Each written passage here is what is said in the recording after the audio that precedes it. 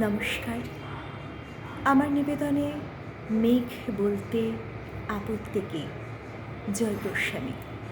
আমি পাঠ করছি এই কবিতাটি। মেঘ বলতে আপত্তি কি, বেশ বলতে পারি। ছাদের উপর মেঘ তারা তো ফুল পিসিমার বাড়ি।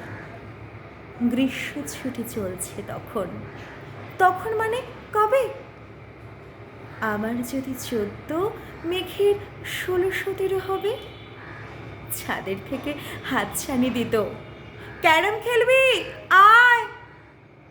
সারা দুপুর কাহা তোকার ক্যারাম খেলা যায়, সেই জন্যই জোচ্চুরি হয়। হ্যাঁ, জোচ্চুরি হতো। আমার যদি 14, মেঘের 15-16 মতো। ঘুরিয়ে দিতে জানত খেলা শক্ত খুঁটি পেলে, জায়গা মতো সরিয়ে নিত আঙুল দিয়ে ঠেলে।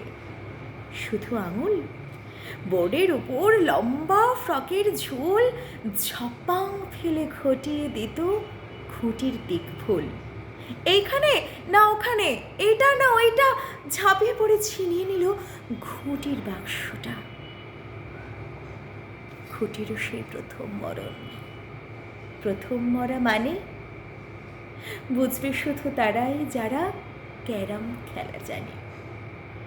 চলেও গেল কদিন পরে, মেঘ যেরম যায়। কাঠ ফাটা রোদ দাঁড়িয়ে পড়ল মেঘের জায়গায়। খেলা শেখাও, খেলা শেখাও, হাপিত্তিস কাক। কলসিতে ঠোঁট ডুবিয়েছিল জল তো পড়ে খাক। খা খাওয়া সেই কলসি আবার পরের বছর জলে ভরল কেমন তোমায়? ধ্যাৎ, সেসব কি কেউ বলে? আত্মীয় হয়,